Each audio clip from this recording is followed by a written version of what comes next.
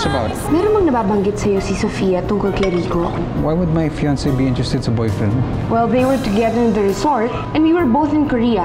How would we know kung ano talagang nangyari? I am here because of Rico. Ano naman ang kinalaman ko kay Rico? Kayo lang naman ang magkasama, di ba? So tell me the truth. Sino ang babae ni Rico? Tessa, wala. Tapatin mo nga ako, Rico. May gusto ka ba sa kanya? Bakit ka patay na patay doon sa tao na yun, bro? Sinong babae mo? Sino yung malanding babaeng pinag-uusapan nyo? Gusto kong ipaglaban si Sofia. Maricar, I'm asking for your blessing because I want this love to prevail. Can you not be difficult? Just eat! Huwag niyo po akong pilitin. Hindi po ako pinipilit ni Daddy at saka ni Tita Sofia. Talagang hindi ka pipilitin nun. Dahil hindi ka naman nila mahal. I am your mommy and you will do what I say. Mahal po ako ni Tita Sofia! You're such a bad girl! Joanna?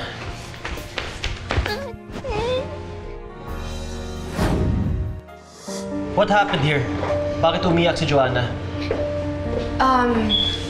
Ayaw niya kasi kumain. I was just concerned. Daddy, ba't ba ako? Sabi po niya kasi, ba't daw po ako? Oh, of course not, babe. Hindi totoo yan. Bakit ka muna sa room mo, ha? Kakausapin ko muna si Tita Tessa.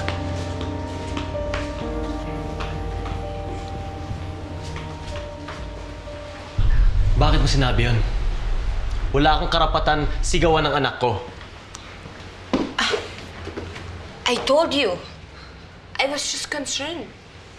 Nagmamalasakit lang ako dun sa bata. You don't have to do that, Tessa. Hindi ka na rin dapat pumunta dito. Wala na tayo. No! Nagkakamali ka, Rico. Because hindi pa ako nag-a-agree na maghiwalay tayo. We're not yet over. Yes, we are. Wala ka na magagawa doon, Tessa, kaya huwag mo nang ipilit yung gusto mo dahil tinapos ko na. Pagkatapos mo kong gamitin? Pagkatapos kong maging mommy sa inyong dalawang mag-ama? Gagawin ba ng babae mo yan? Lahat ng sakripisyong ginawa ko para sa inyo? Oo. At higit pa doon, hindi niya sasaktan ang anak ko. Nasa kanya na lahat ng hinahanap ko. Really? Yes. If she is that good and that perfect, ipakita mo sa akin yung babae mo. Nasaan yung pinagmamalaki mo?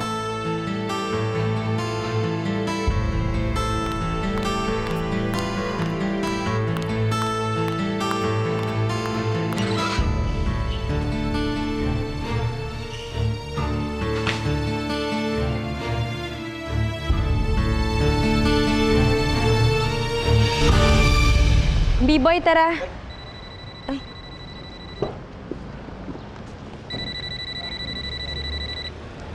Hello, Earl? Fia, punta ka dito sa office. Patid ka kay B-boy. Earl, gusto ko na sanang umuwi. Wag.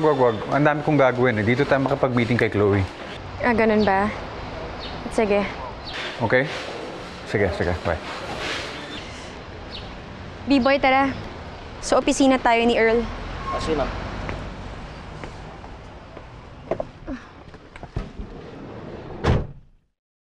Then, pumunta ka kay Joanna, makipaglaro ka doon. Dali, anak. Kawawa naman yung batang yun eh. Nasigawan pala ni Tess ang bruha. Sige na. Opo, Mama.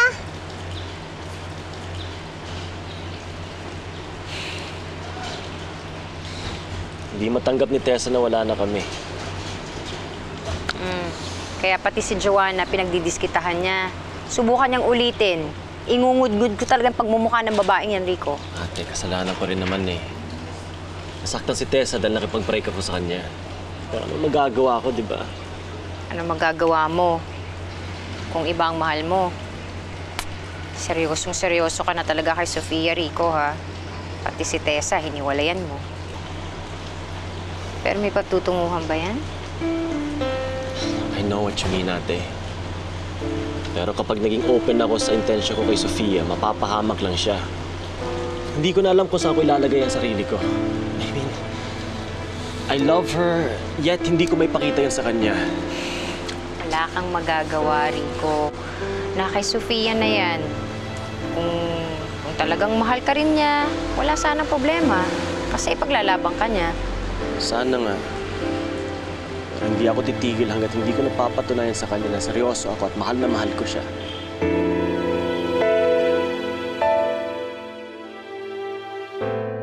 Rico, Please talk to me. I'm really sorry with what happened. I can talk to Joanna. I can go to her to apologize. Tessa, no need for that. Just forget about it. What do you want me to do? Gusto mo ba lumuhod ako? Tessa, ano ka ba? No. I love you, Rico. At gagawin ko ang lahat para sa inyo ni Joanna. I want you back. Kailangan kita sa buhay ko. Noong huling beses na iniwan mo ako, halos mamatay ako. Please don't do that again.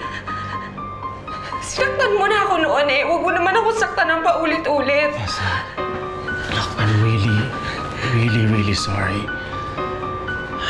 I didn't mean to hurt you.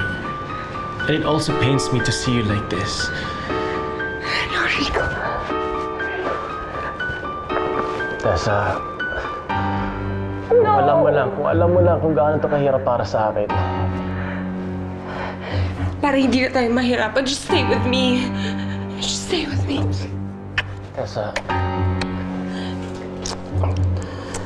Tessa.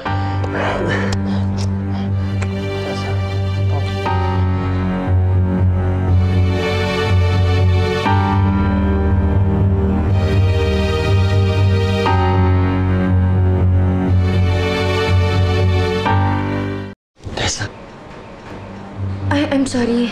I'm sorry, hindi ko sinasadya. Hinahanap ko lang si Earl.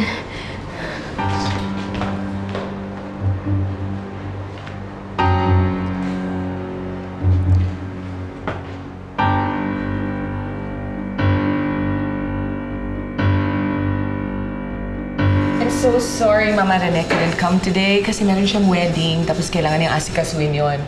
But anyway, he gave me the sketches he made based on the design he picked. So, meron lang siyang konting revision kasi pansin niya medyo plain yung napili mo. Ganda yan, ha? Yeah, dinagdagan ng kaunting beading dito. Dito, full beadwork na yan. Looks nice, looks nice. Nasa tingin mo, Sofia? Okay na sa akin yun. Oh, good. Okay lang? Okay lang? Look, isiningit ko tong meeting na to with Chloe kahit ang dami kong trabaho ngayon. Dahil mahalaga sa akin tong wedding na to eh. Kaya huwag mo sabihing okay lang kung obviously hindi naman okay lang. Sana ipakita mo naman na mahalaga tong wedding na to sa'yo. The least you can do is focus, cooperate, be decisive. Parang ang dami mong ginagawa. Busy ka ba? May meeting ka ba pagkatapos na to? I'm sorry, Earl.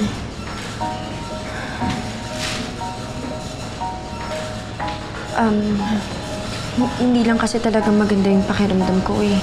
Sorry. It's okay, it's okay. Excuse me. Oh, saan ka pupunta?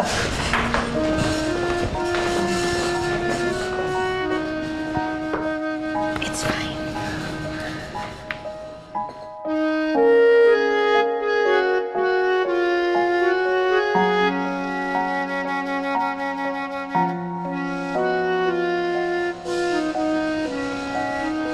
Sophia, you will be a fool kung sasabihin mo sa sarili mo na wala ka naramdaman ng unang beses tayo nagkita. I'm not saying na mahal mo rin ako. And I can only wish for you to love me too. But please, all I'm asking for here is a chance. Bigyan mo ako ng isang pagkakataon at papatunayan ko sa'yo na mahal kita. Nakikipaghiwalay ba sa'yo si Rico? Para isipin mong may iba siyang babae? Dahil yun ang unang-unang ginagawa ng lalaki kung may iba na siyang mahal. No! We're still together. Naglolo ko lang si Rico.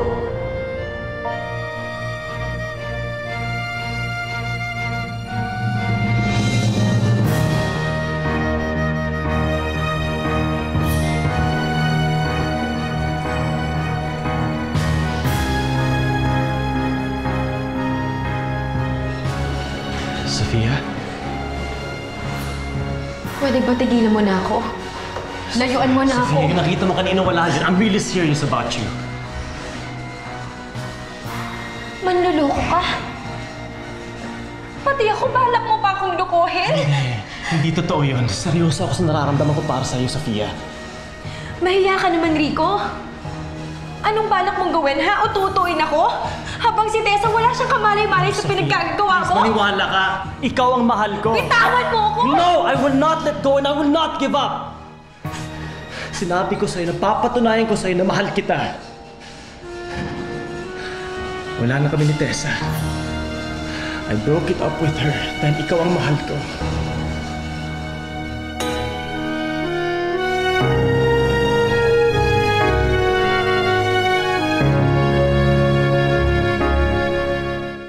Hindi ko maintindihan. Tuwing pinag-uusapan natin yung kasal, parang lumilipad yung utak ni Sofia eh.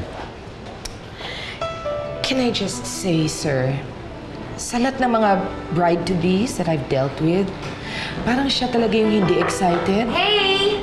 Hi. Earl, I saw the bride-to-be pass my office. Where's she going? What's up? What's going on? Wala. Sumama lang pakiramdam niya. So, umalis siya. Really? How can you plan a wedding without her?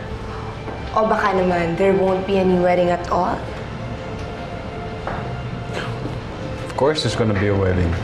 Tsaka invited kayo ni Rico. Magtatampo ako. At tsaka si Sofia kung hindi kayo pumunta.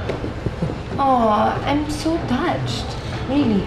On the other hand, kumusta na kayo ni Rico? Parang hindi kayo mauuwi sa kasal eh. Kasi tuwing nakikita ko kayo, lumalala yung tension niyo eh.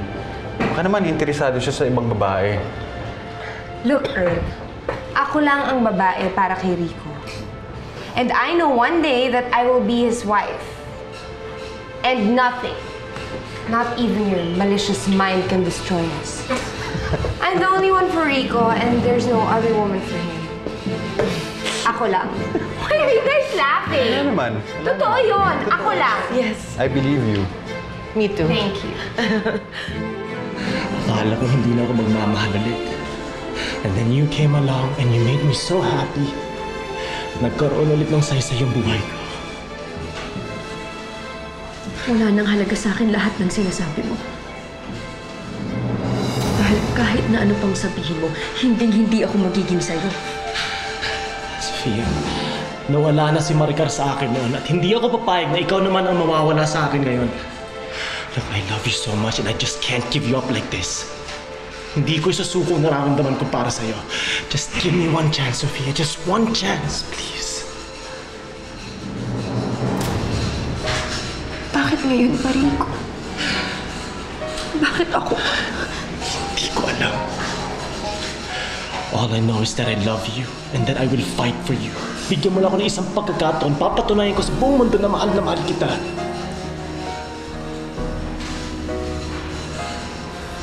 Ano bang pagkakataon na hinihingi mo? Nagawin ko rin yung ginawa mo. Naiwanan ko rin si Earl kagaya ng pag-iwan mo kay Tessa. Hindi ko magagawang iwan si Earl. Siya lang ang lalaki para sa akin. Pakakasalan ko siya, kaya pwede ba tigilan mo na tong kahibangan mo? Pinakamamahal, sana'y malaman mo na ikaw lamang ang tanging nais makapiling ko. Magpapakasal ka kay Earl? Paano na yung pinagsamahan natin? Yung sandaling panahon na magkasama tayo dun sa resort. I felt like we had a special connection. When you kissed me, I felt loved. Sophia, wala ka bang nararamdaman para sa akin? Oh, bakit di mo ako masagot? Kung wala akong halaga sa'yo, go ahead and prove it! Hindi pa ba sapat sa'yo na magpapakasal ako kay Earl para sagutin ang tanong mo? And then what? Be trapped forever? Kaya ako nakipaghiwalay kay Tessa dahil ayoko matali sa kanya dahil wala akong nararamdaman para sa kanya. Hindi ka dapat sumuko agad. Dapat sinubukan mo munang pilitin. Oh, believe me, I tried. Sinubukan ko siyang mahalin pero wala akong maramdaman. After all these years, Sophia, Sinubukan ko siyang mahalin, pero wala. Pero ikaw, you're different. Minahal kita agad. It seems like I've known you forever. At hindi ko kaya i-explain to. Pero pakiramdam ko matagal na kitang kilala at matagal na kitang minamahal. Please, you have to believe me. Kakamali ka, Rico. Wala kang alam tungkol sa akin. Hindi mo ko kilala. Pero si Earl kilalang kilala niya ako. Kaya ako nandito ngayon dahil lahat yun sa kanya. At mas kilala pa niya ako kaysa sa pagkakakilala ko sa sarili ko.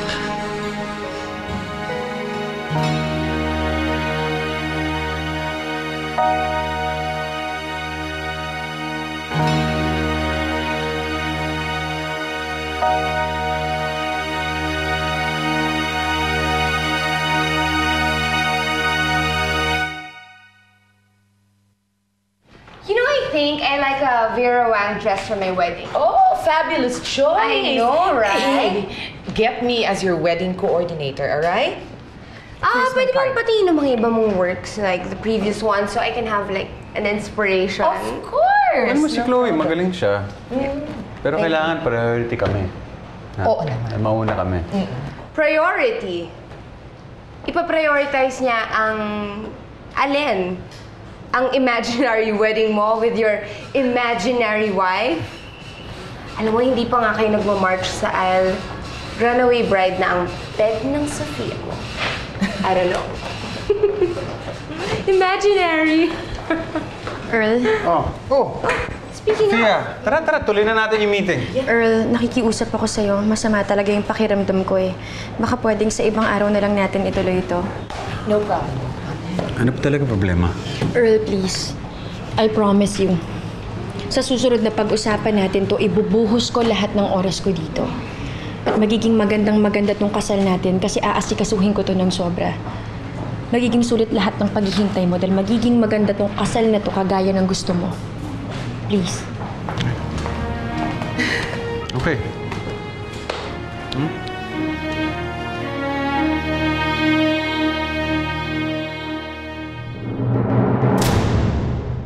Pare, ikakasal na yung tao.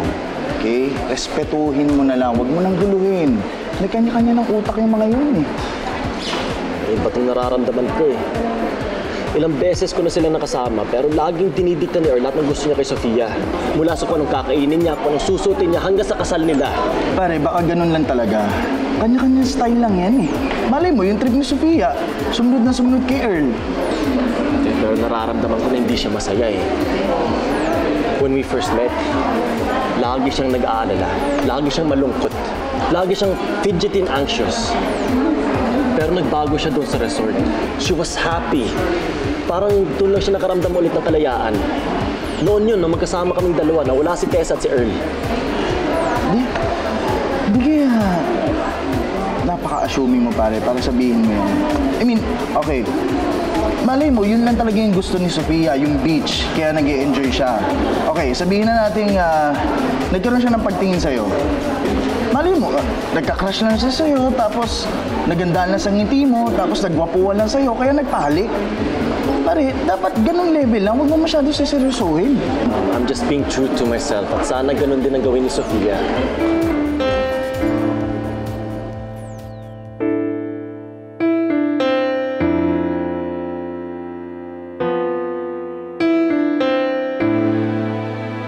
I know that I'm not the perfect woman for you.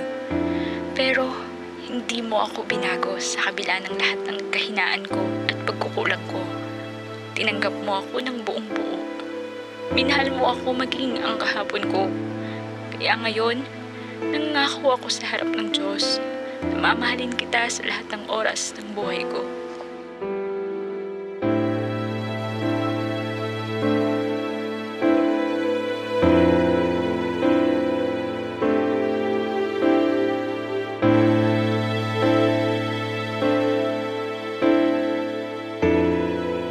Masyado ka yatang nadadala dyan sa pinapanood mo.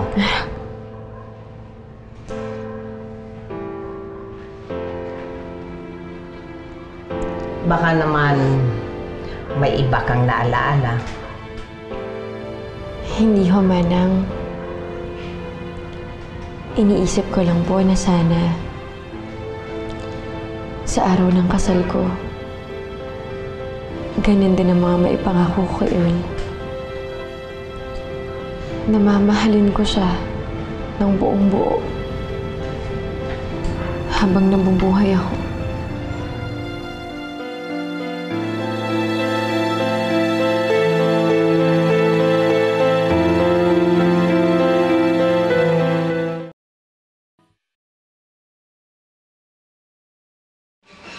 Tessa. Hi, Rico. Hey, What are you wearing? Diba I bought you new ties? Why are you wearing them? Tessa, let's be professional here. You know what I'm talking about. Is this about the kiss? Ayokong ulit-ulitin to, and I'm trying my best not to sound like an asshole here. Pero hindi mo na pwedeng ulitin yun. You just can't do that. Tapos may nakakita pa sa atin, so... Who? Sophia? Oh my God, she doesn't know anything. Plus, ano bang pakialam niya sa atin? Oo nga, pero hindi natin kailangan i-broadcast sa lahat na wala na tayo. Okay lang na hindi nila alam kung anong tungkol sa atin. Basta between the two of us, alam natin kung anong totoo. Well, I'm telling you nga na hindi pa tayo tapos. We're not yet over. Tessa. You know, as a matter of fact, I want to get the wedding coordinator of Sina Sofia. But of course, mauna muna sila ni Earl. Matutuloy yung kasal? Well, nung una, akala ko hindi. But I saw how reluctant Sofia was, but I was there. Nakita ko nung sinabi niya kay Earl that she wants a grand wedding and at siya makasal. Yeah, but she can't do that. And why not? Anong karapatan mo magsalita ng ganyan?